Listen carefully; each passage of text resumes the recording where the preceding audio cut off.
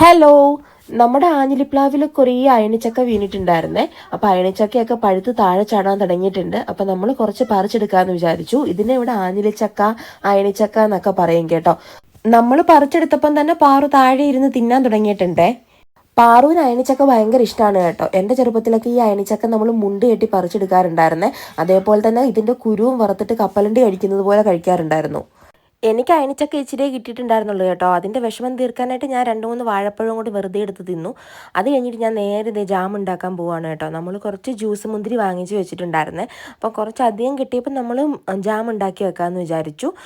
Juice മുന്തിരി നന്നായിട്ട് അരച്ചെടുത്തിട്ട് ഞാൻ അരിച്ചെടുത്തിട്ടുണ്ട്. അരിച്ചെടുത്ത ജ്യൂസ് മുന്തിരിയിലേക്ക് പഞ്ചസാര ചേർത്ത് നന്നായിട്ട് കുറുക്കിയെടുക്കുകയാണ് കേട്ടോ.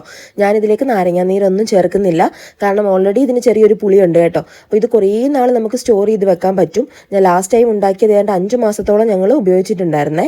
ഈ ഒരു ജാം നമുക്ക് ബ്രെഡിൻ്റെ കൂടെയും ചപ്പാത്തിയുടെ കൂടെയും ഒക്കെ കഴിക്കാം കേട്ടോ. അപ്പോൾ ഇന്നത്തെ വിശേഷങ്ങൾ ഇത്രയൊക്കെ ഉള്ളൂ. മറ്റൊരു വീഡിയോ ആയിട്ട് വീണ്ടും കാണുന്നത് വരെ സസ്നേഹം, മീര കൃഷ്ണൻ.